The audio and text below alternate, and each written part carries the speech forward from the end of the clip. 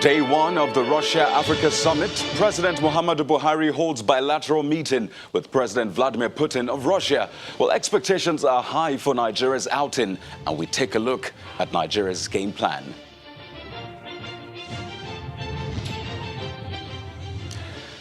And is Nigeria's debt stock really a problem? Well, the Minister of Finance believes the real challenge is not the over 27 trillion naira debt, but then she says the revenue generation is a major challenge. What do experts think? Find out tonight on the program.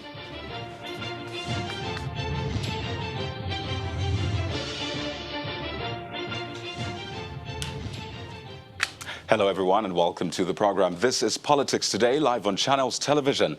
I am Kayode Okikiolu. Well, let's begin tonight with President Muhammadu Buhari's trip to Sochi for the inaugural Russia-Africa summit.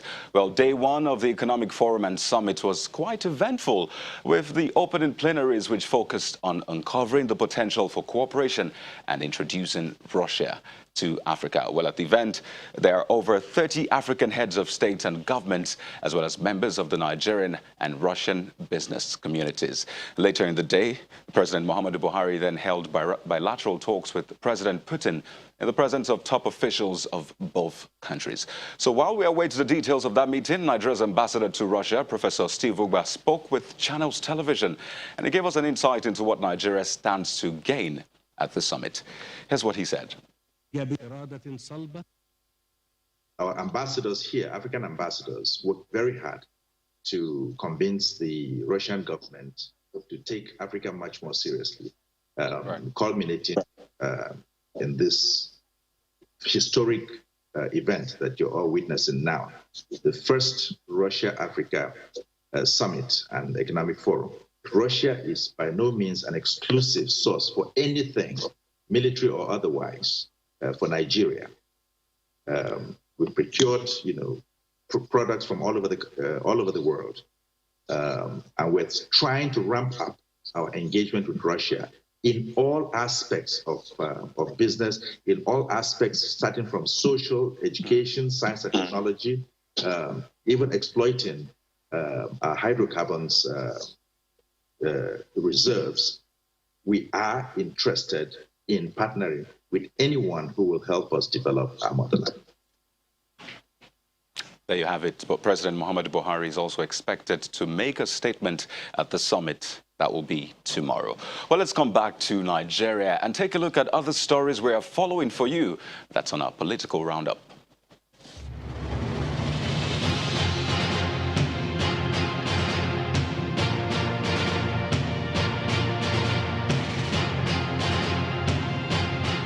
The President of the Senate, Ahmed Lawan, today declared open a two-day public hearing on the 2020 budget, which was presented to the National Assembly early this month. The National Budget hearing on the 2020 budget is jointly convened by the Senate and House of Representatives Committees on Appropriation.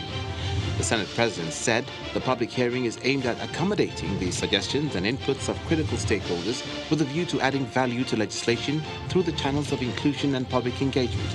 He added that the successful implementation of the nation's annual budget depends on increased participation by stakeholders and awareness and education of citizens.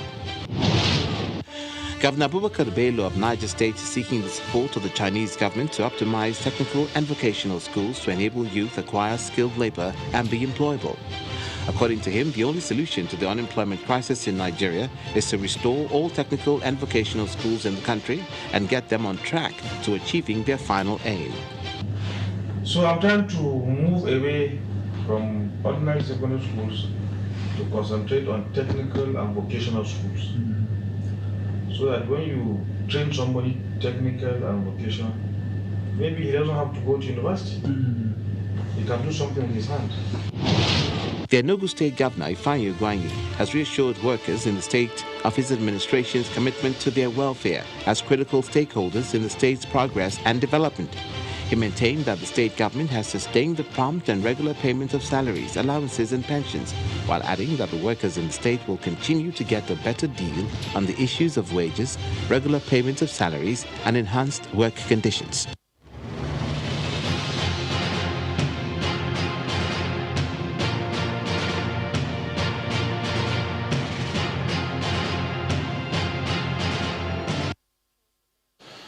So here's what we have for you tonight. The Minister of Finance, Budget and National Planning, Mrs. Zainab Ahmed, today said that contrary to speculations, the country is not in a debt crisis.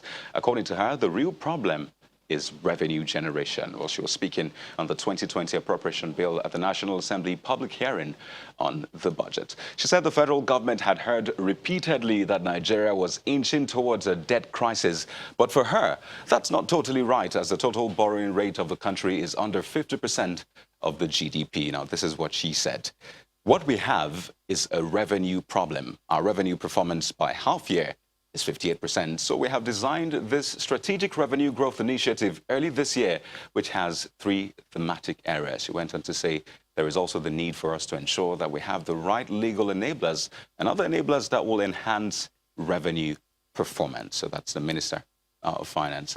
She also asked Nigerians to support the present administration in solving Nigeria's revenue generation problem. So, well, there you have it. That's what she said. And, well, she also restated the government's readiness to engage in, public discussion in order to make decisions on tax laws and tax rates. So let's talk about this. It's major talk, definitely, when it comes to money. Attention is always focused for everyone. So we have with us tonight on the program to look into this statement and the whole appropriation process for Nigeria. Mr. Obadiah Mailafia is a former deputy governor of the central bank. He joins us live from Abuja alongside Mr. Suleiman Hunkuyi, former lawmaker, and Mr. Ononuju, a member of the People's Democratic Party. Thank you so much for joining us tonight on the program. Well, in Nigeria, the appropriation process is always very eventful. And over the years, I'm sure you've seen the different drama that have played out. There's, on one hand, the timing. Well, thankfully, the appropriation bill came much earlier this year. But then you also have, the revelations that have come out so far. Now, there are talks about some sort of secret recruitment by agencies to sort of, shore up their finances or the figures they have put in the budget. And there's also this revelation by the ICPC saying that a certain amount was actually discovered in the account of some agencies in the country. Now, that's for the 2020 appropriation bill. So I'd like to begin with you, Mr. Mailafia. You understand this process, you were in the CBN in previous times. So is this allegation, is this something that we should still be seeing at this point, talking about budget padding? And if it is true, how do they perpetrate this sort of budget padding, if I may call it that? Well, I thought we had overcome that problem, but apparently it is still an issue. I don't have the actual facts and figures. I don't even know specifically which ministry or department or agency of government is involved in this. But whoever they are, what they've done is illegal. I mean, everybody does, all the MDAs are engaged in secret recruitments, and that is very, very bad. It is, in fact, illegal, recruitments are supposed to be public activities. You advertise, you get the best candidates. And if this sort of thing is going on, obviously it is illegal and those involved should be punished accordingly. Now, I don't think there can ever be a situation whereby there's 100% avoidance of one form of padding or the other. I would imagine that some of the MDAs make estimates based on anticipatory expenditure. And of course, they may have, cooked up some figures with regard to staffing. And now they're trying to make up for it. Obviously, if that happens, that is wrong. And whoever is guilty should be brought to book. Right. Just before I bring But having said this, I'm delighted about one thing, that we are now, over and done with basically with the budget. There are a few loose ends here and there, but if all goes according to plan, this budget should kick off from January 2020, and that is a really welcome development. And I say kudos to both the National Assembly and the executive for being able to to pull this through, at least for once in years. And that is a good development. That's right. So before I bring in Mr. Suleiman Hunkuyi and Mr. Ononuju, we have joining us with us on the program an economist from the Lagos Business School, Dr. Franklin Ungu. He joins us via Skype. Thank you so much for joining us tonight on the program.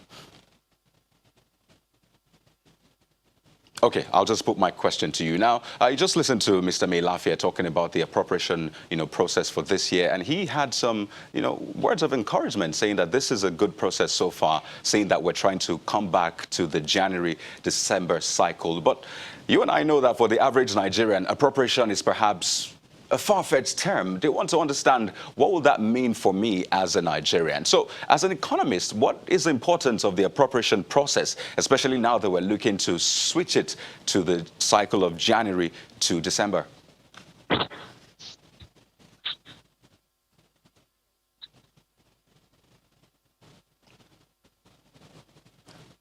Okay, Dr. Ungu, if you can hear me, I'd like you to break the appropriation process for us as an economist. I mean, help us to understand as average Nigerians, what does this mean to the country, the appropriation process, and how important is it to get this process right?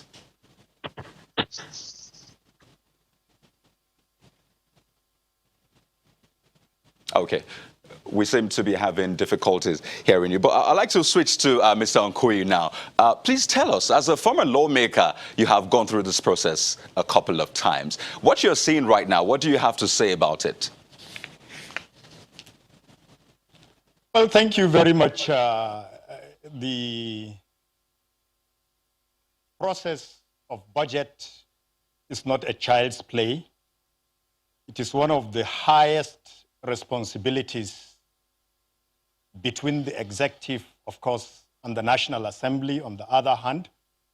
And quite frankly, it's good trying to adjust the calendar of the budget within the year, within the given polity in our nation. But you will agree with me, the budget itself and its process of conception, passage, and indeed implementation is the most key important thing within the cycle of the budget itself. Here, what I mean and what I'm talking about is good. We will be able at the end of the day in 2019 to say, okay, the year 2020 budget will be kickstarting in January 2020 and will be terminated by the end of December 2020. But is it not of great concern that the budget is becoming a rhetoric activity of adding figures and just trying to balance the figures? To my mind, what I'm talking here is the issue of hijacking or jacking up the figures of expenditure within the last 2-3 years to where we are today at 10-point-something trillion. And yet, we accept, we agree, we have seen, we cannot run away from the fact that we have a revenue crisis. Whether it is a revenue crisis or debt crisis, fact of the matter is that it has become part of the issue and problem to source for revenue to fund the budget. In so doing, what are we supposed to do? What is the role of the National Assembly in adjusting such imbalances?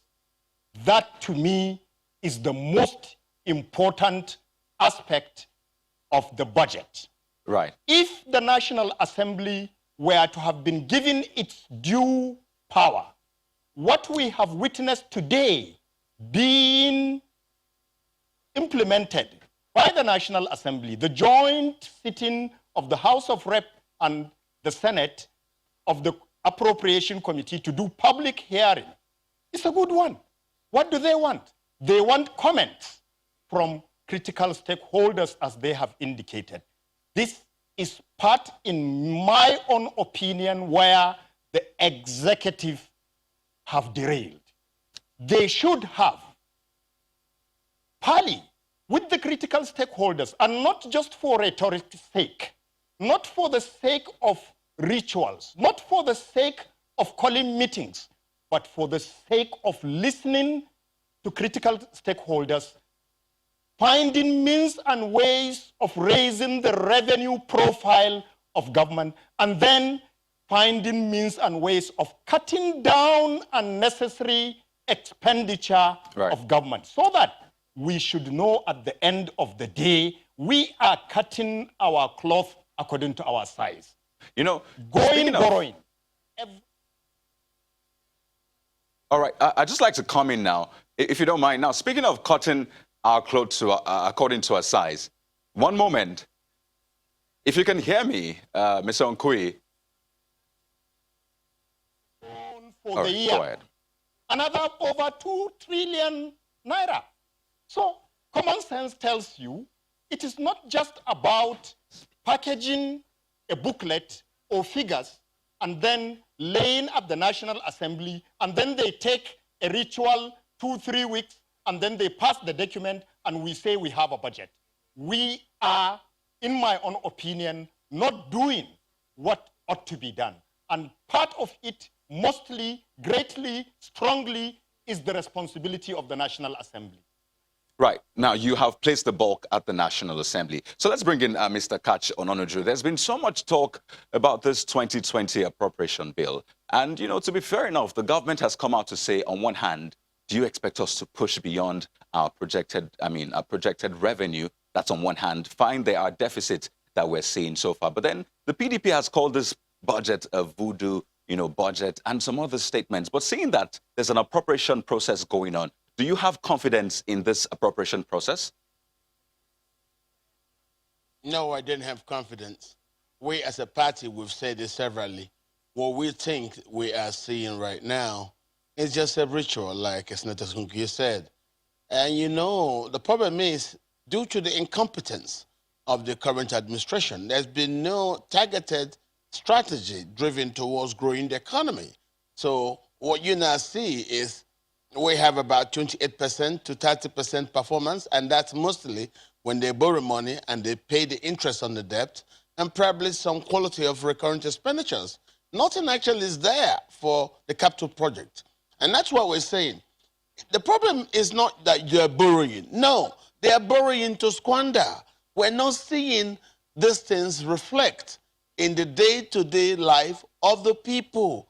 And that's why we are saying this government's incompetence suddenly now manifested in its embrace of a tax and spend strategy. They're just looking for money. They're not looking for how to grow the economy. No. But the question now is, Mr. Ononuju, so the question now is, how do you suggest that the government try to raise revenue? If you're saying that this is not the right way to go, then at least you'll offer some sort of way out. So what are you suggesting then? The most important thing was, as we were complaining, that he didn't have the quality of people to actually help him bring policies to grow the economy.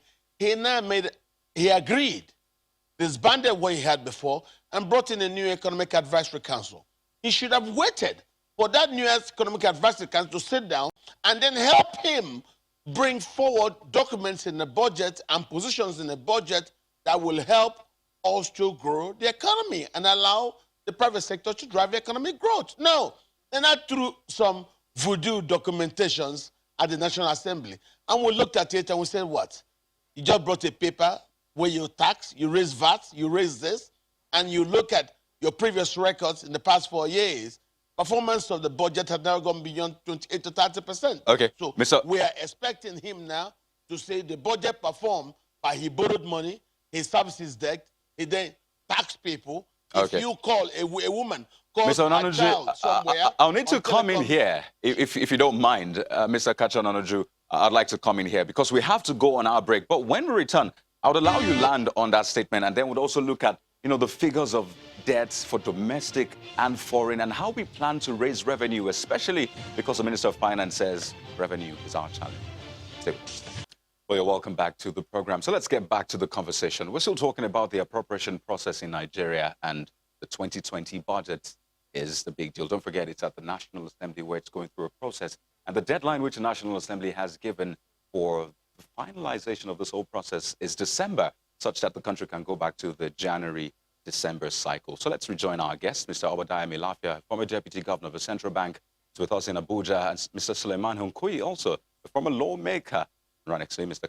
Ononuju, a member of the PDP. Thank you, gentlemen, for your patience on the program. And we also been able to get a hold of Dr. Franklin Ungo, an economist from a Lagos Business School. He joins us live on Skype. Thank you so much for joining us.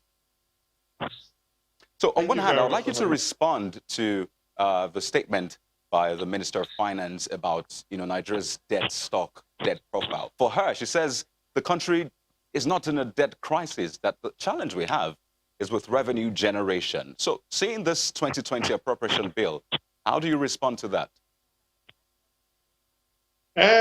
I think that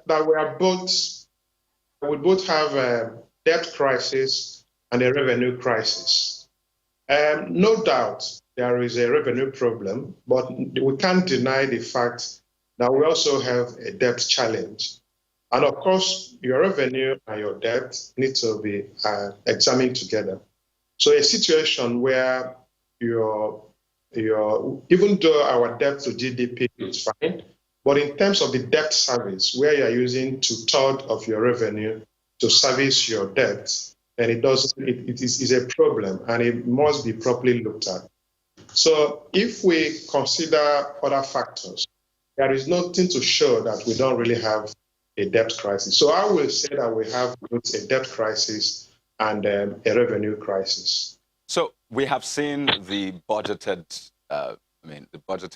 figure for debt servicing in the country, and we've seen, the percentage for foreign and domestic debt. How much of a strain is, the debt stock of Nigeria putting on spending? We have seen that figure, but then if the minister is saying this is not a problem, then perhaps maybe we should look elsewhere. So how much of a strain is this debt stock having on Nigeria? I will say that it's a big stress. If you look at most of our debts now are commercial rates. So it's even difficult for us to get loans at a very low rate. So if you also rethink about when we issued the bond, it was the people subscribed because rates were good, which also puts a significant risk on the country in terms of, if any, there is a shock to the system. They can actually pull out, and there is a problem. So what we need to appreciate is that we cannot deny the fact that we need to build infrastructure, but we also need to be careful in terms of the way we are borrowing. In the sense, will it be sustainable or will it not be sustainable? So it is important that if the government says there is no stress, or there will be no strain on the economy, that may not be very, very acceptable. But if you consider certain factors in the system, in terms of both recurrent expenditure and capital expenditure, you will find out that while the debt service is increasing, the recurrent expenditure is increasing, the capital expenditure is decreasing. So that tells you, if we keep saying that Nigeria needs to improve in terms of infrastructure, but what we are budgeting for that infrastructure is going down while our debt service is going, it means that there is a strain and there's a problem in the system. Experts or some people are of the opinion that, we have these debts and nobody wants to be a bad debtor. So if you're saying that we need to improve on our capital expenditure, but we have these, recurrence also. So how do we handle this? Do we just say, we're not going to service our debt for this period just so we can shore up capital? How do we move out of this, quagmire, in quote? Could you say it again, please? I lost you. So the question is, some people say that we have these debts there, right? And we need to service them. Nigeria does not want to be called out as a bad debtor domestically and, in the foreign scene. So we have this challenge on our hands. How do we go about it? Since we need to service these debts on one hand, and we also need to invest in infrastructure and other capital spending. There are a few things that we can do. One is, how do we reduce our expenditure so that we can have more money to pay the debt? Secondly, is how do we diversify our revenue? So we have to sit back and do the right things. And we have to also sit down and do certain things that might not be very, very popular. We have to ask a fundamental question and say, do we really need, as I asked before, do we really need the number of people we have in National Assembly? Can we continue to sustain the subsidy in fuel, the subsidy in power, and the subsidy in other areas? So these are fundamental questions that we need to ask. Then thirdly, we also need to sit back and say, if you look at our exclusive list and concurrent list, what are the things that the federal government can do better? And what are the things they can relinquish to the states and local government to do? So there are certain things that can be done which will allow us to have more revenue and to pay back the debt that we have, and also to reduce our debt service. A situation where we keep borrowing and we keep borrowing and we keep ballooning our current expenditure, it doesn't mean that we are doing the right thing. So if we agree that we have a problem with the way we are borrowing, then the question is, how do we increase our revenue? Then how do we reduce our expenditure? So when you do look at these two key issues, then you can now start asking fundamental questions in terms of how do we diversify your revenue. The truth of the matter is that the economy is diversified. What is not diversified is government revenue. And it can do a few things to increase government revenue. One is rethinking the structure, as I said before, in terms of exclusive list and the recurrent lists. Second is looking at how do we reduce our expenditure in terms of our recurrent expenditure, starting from the National Assembly, the recurrent, the subsidies, and other aspects of our expenditure. So right. When you look at all these areas, then you can now decide and say, what are the best things that we can do in terms of moving the country? You know, we have a former member of the National Assembly with us on the program, so we'll put this question to him in a moment. But, you know, I'd like to take you up on the talk, about revenue generation. And, you know, when talk comes about revenue generation, the usual way out is taxes. Now, you understand that the value-added tax has been increased from 5% to over 7%, and that's also included in the 2020 appropriation bill. And there are a couple of other taxes that are being proposed in the country. So, as we stand right now, are taxes inevitable for the country? There's no doubt that we have a limited tax base. We need to expand the tax base. However, what is even more important is that even if you look at the VAT, as we've increased VAT to our 7.5%, will it benefit the federal government? The answer is not really. The people that benefit from tax are normally the states and the local government. So while we need to increase the tax base, I am not sure that increasing the different taxes will be the best way to generate the revenue required for sustaining the economy of the country. Right.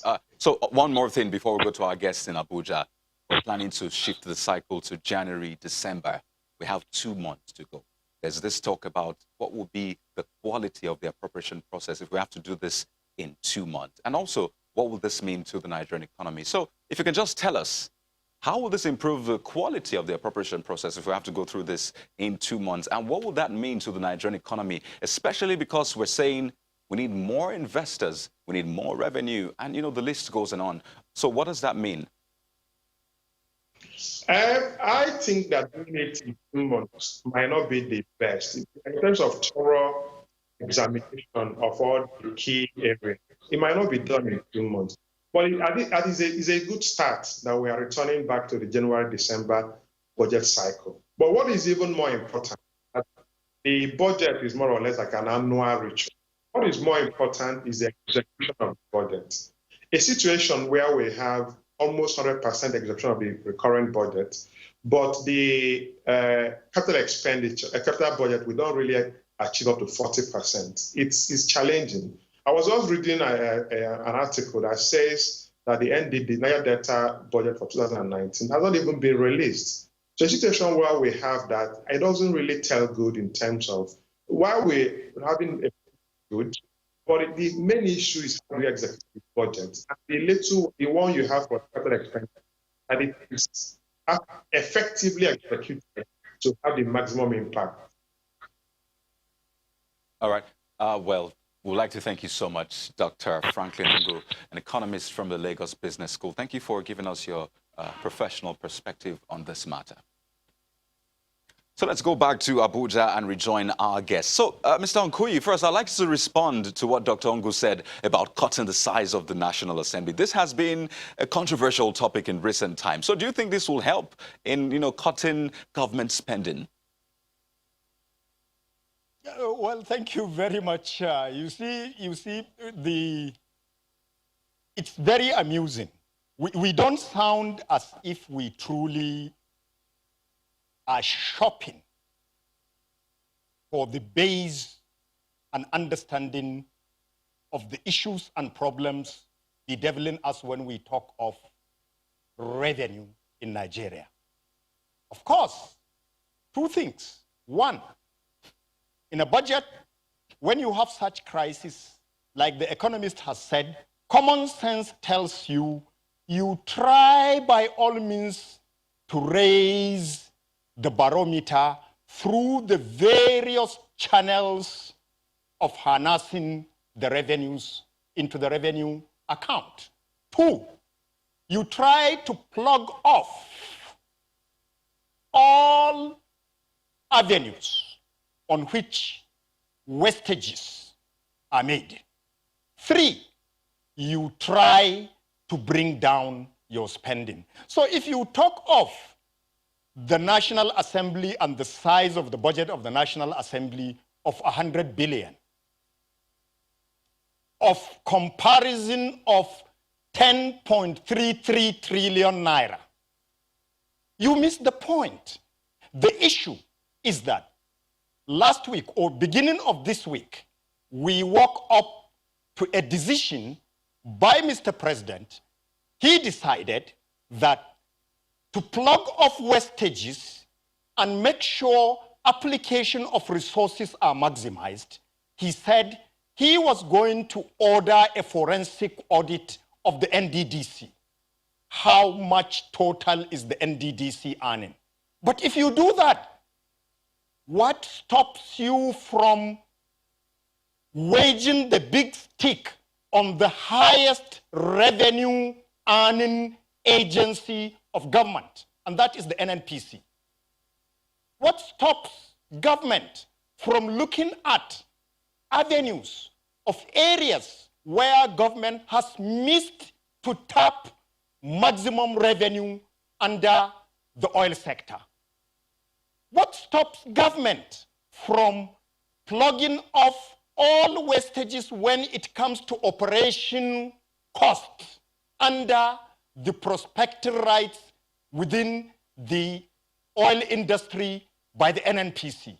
These are major areas that will help in achieving two very major things. One, it will help you in widening the scope of receipts from the channels that is the highest yield within the revenue machinery of government. And it will help you as well to reduce unnecessary leakages in expenditure and expenses being incurred through the process in bringing in the revenue of government into its coffers. Okay. These are two major areas that we could see. We are talking of bringing down the cost of recurrent of the traveling expenses of the ministries and MDAs, bringing down the cost of the spendings at the National Assembly. Can't you see that the major revenue channel has not even been touched? No one is talking about it. Okay. Very recently, in a speedy motion, we are aware the Senate came to the rescue of the federal government by passing one of the instruments which they are now waiting for the House of Rep to all right, so pass, let's which bring is in to do with let's bring in Mr. Mailafia for a moment. Let's bring in Mr. Mailafia because you talk about the NMPC. Mr. Hunkuyi, just a moment. I'd like to bring in Mr. Mailafia now. Now, when we talk about the NMPC, there's always that talk. Mr. Hunkuyi, if you could just take a moment. In my own opinion, when you decide to jack up the capital budget or the total cost of budget or spendings of government to 10.33 trillion naira without knowing the requisite means and measure and method to fund it, to me, it is the kind of vulture culture approach to revenue generation. Okay, if you can hear me, Mr. Hunkuyi, if you can hear me, I'd like us to bring in Mr. Mailafia for a moment. Thank you. So, Mr. Mailafia, if you can hear me, now he's talking about the NMPC gulping, a large chunk. And I recall the Minister of Finance talking about under-recoveries. And, most times when we hear under-recoveries, it's kind of like saying subsidy. And that is going to go up over 500 billion naira, by the way. That's over $1 billion in the 2020 appropriation bill. So do you think we should also be looking at handling this under-recoveries or subsidy in subsequent budgets? Sorry, I didn't quite get your question. Could you just Mr. Hunkuyi talked about the NMPC. And if you look at the 2020 appropriation bill, you'll see that over 500 billion naira is budgeted for what is termed under-recoveries. And, somewhere in that there is subsidy. So he's saying that NMPC gulps a large chunk of the budget. So in your opinion, moving forward, is that something we should be looking at, perhaps the under-recoveries, the talk about subsidy? Well, I think the subsidies business is a gigantic scam. I don't know who is subsidizing what and to what extent, So the whole thing is a big scam. And I think the sooner we got rid of it, the better. And I don't think that the price of oil will be so badly affected, But I think that I am a bit concerned about this debate. I think we're missing the big issues. The real big issues are, there is a revenue crisis. The government, there's nobody in economics in government. There's no economist in this government. So they don't really understand even the issues. You cannot begin to raise taxes and VAT when an economy has a very fragile recovery. You cannot do that. You don't do that anywhere in the civilized world. You're going to kill this economy if you continue along that path. At a time of fragile recovery, you need demand management policies that will help to galvanize growth, not to kill growth. And because a lot of these people are just accountants, they just know how to balance the books. They don't understand growth theory. They don't understand development. So they are just, beating about the bush, really. And secondly, look, before you pass a budget, you need to know what the other money has been used for. What has it achieved? There's no real evaluation framework. So people sit down in their offices and add up figures. Oh, if last year was 100 billion, so this year it must be at least 150 billion or something like that. This is the lazy man's approach to budgeting. And we are missing a whole big issue here. Okay, Mr. Mailafia, I'll let you tell us that issue, but we'll have to go to break. And also, you talk about, just accountants being in government, but remember we have the Economic Advisory Council, but we'll take a look at some of those issues when we come back. I see Mr. Hunkuyi smiling there. Stay with us on the program. We'll be back. Well, thank you for staying with us on the program. So when the Minister of Finance said Nigeria does not have a debt crisis, I want to believe a lot of Nigerians are wondering, how much of debts have we amassed as a country so far? So let's walk you through what we have at this moment when it comes to debt. So there you see our external debt stock in United States dollars. You see multilateral, 47% of our total debts. That's World Bank, 10.4 billion, the AFDB, 12.7 billion. So apparently the AFDB is our biggest creditor, you might say. And then there's a bilateral, debt, 12% of the total. You have China, France, Japan, India, and Germany, a total of 3.72 well, 3.27 billion. That's in dollars, by the way. And then there's a commercial Euro bonds, diaspora bond. The subtotal is $11.1 million. And the grand total for external debt for Nigeria is $27.16 billion. That's right. So let's come back home and take a look at our domestic debt stock. There you see FGN bonds, Nigeria Treasury bills, Nigerian Treasury bonds, the FGN Sukuk savings bond, green bond, promissory notes. They all total 13.4 trillion naira. You can see that, FGN bonds actually take a large chunk of Nigeria's domestic stock. So there you have it. But let's now see what we're planning to spend for the 2020 budget. That's the 2020 budget spending projection. So it's 10.33 trillion naira. That's what we're planning to spend. Our aggregate revenue is 8.15 trillion. So obviously we have a deficit of about 2.175 trillion naira. That's 1.52% of Nigeria's GDP. Let's take a look at recurrent, 4.88. And the big one, debt service, is 2.45. That's 23% of the current or the projections for Nigeria's spending for 2020. There's a breakdown of that, 2.45 trillion for domestic and foreign. So that's how much debt we have as a country, just in case you were wondering. So let's rejoin our guest in Abuja. And I'd like to continue with Mr. Kach Ononuju for a moment. So there's been, different talks about how much debt we have as a country, whether we're in debt crisis and whether we're in a revenue crisis. But you and I know that whatever is the fate of Nigeria will affect you and I, regardless of whatever party we belong to. So we're looking at the coming year and how to go about this challenge we have regarding revenue in the country. And I remember earlier on, before I caught you, before the break, you were giving us some solutions, some way forward. So I'd like you to pick it up from there. Okay, thank you. In regards to solution, there's only one solution: to run a government that is inclusive of everybody. That includes the very best we have. But as you've seen, the problem of the administration was President Buhari embraced nepotism. And in nepotism, you don't get the best. So it's because he agrees that his policy of employing nepotism has failed. That was why he saw him pretentiously created a broad-based National Economic Advisory Council.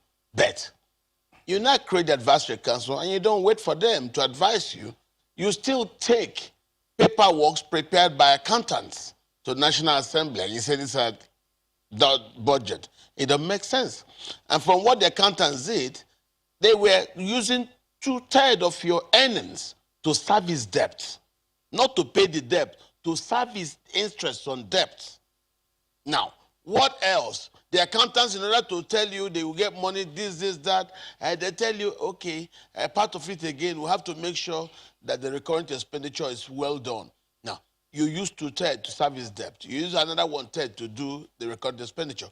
Where is the money you actually intend to use for the capital project? But Mr. Ononuju, I'd like to get a clarification here. What is the implication of having more of your debt domestically compared to, foreign debt? There's been this talk about whether we need to have more foreign debts or more of local debts. But as it stands right now, we have more of local. What's the implication of that?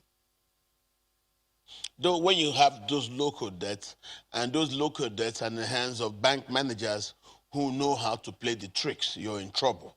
So debt is debt, any which way. But the problem is, what do you use the debt for? So far, we've been borrowing just to loot. This is the problem.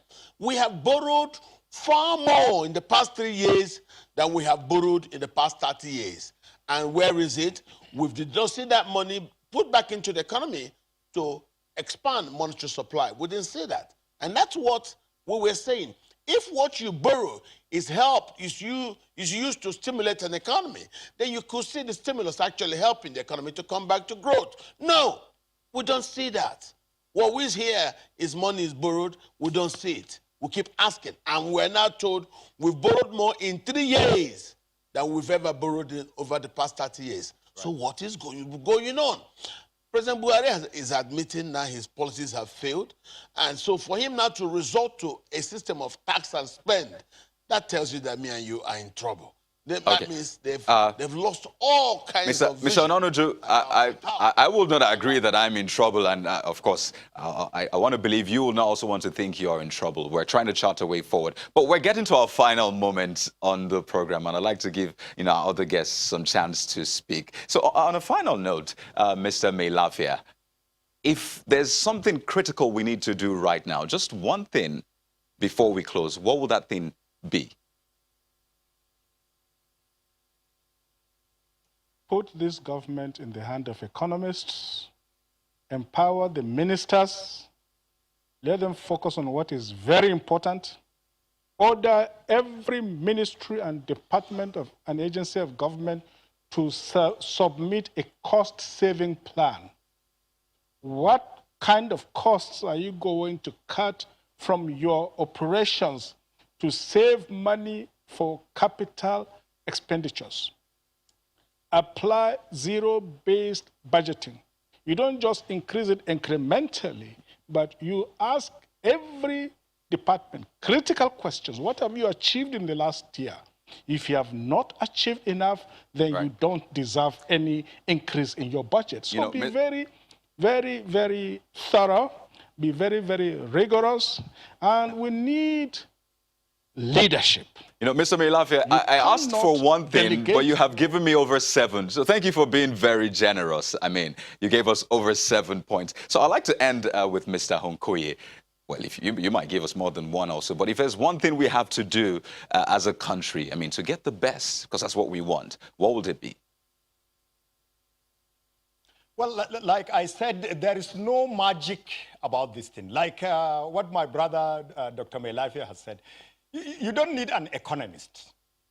What you need is the very reasonable culture of leadership in doing a budget, in conceiving a budget. And in conceiving a budget, you first of all open up inside out your machinery of revenue. Like he has said, one very critical area you need to examine, your salary bill, your personnel costs. How are we sure what we are paying is really for the earnings of the workers? How are we sure there are no ghosts? How are we sure part of that money, chunk of that money is not going down the drain, the pockets of very few individuals, as the case may be?